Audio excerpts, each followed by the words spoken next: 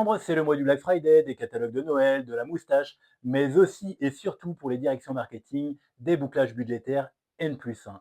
Et cette fois, il va falloir plus que jamais être à l'affût, car 2026 va clairement ouvrir une nouvelle ère pour le marketing.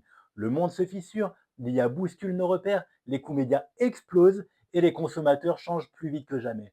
Comme chaque année, il y a des fondamentaux à entretenir, mais aussi des mutations qu'on ne peut plus ignorer si on souhaite rester dans la course.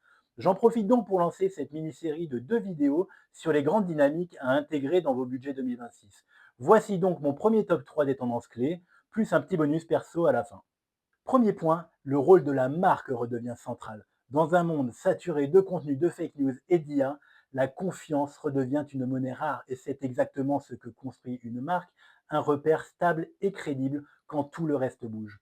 Cette confiance, en revanche, elle se prouve autant qu'elle se raconte par vos clients, vos ambassadeurs, vos employés et vous-même. Et sur le plan business, cette confiance, elle devient un réel pricing power. Les marques fortes, elles préservent leurs marges, elles gardent leurs clients et forcément, elles résistent mieux aux crises.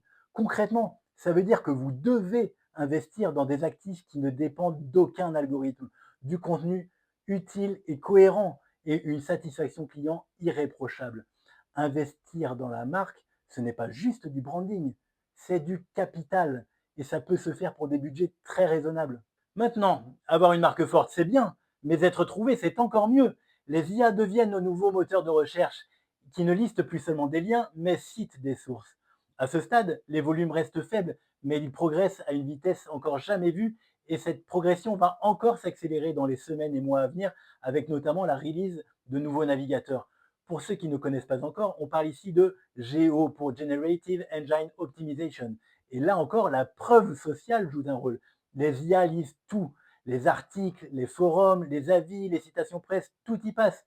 Être crédible et recommandé par les utilisateurs devient un signal aussi fort qu'un backlink en SEO. Concrètement, vous devez structurer vos contenus pour les IA, vous devez travailler votre réputation et diversifier les points de présence là où les algorithmes vont chercher leurs réponses. Troisième point, la fidélité. Les IA ne changent pas seulement notre façon de chercher, elles changent aussi notre rapport aux marques. Et surtout, elles élèvent nos attentes. Avec les IA conversationnelles, on s'habitue à plus de fluidité, plus de personnalisation, plus d'attention. Les services clients apportent des réponses instantanées et sans friction. Bref, un niveau d'exigence qu'on finit par attendre de toutes les marques.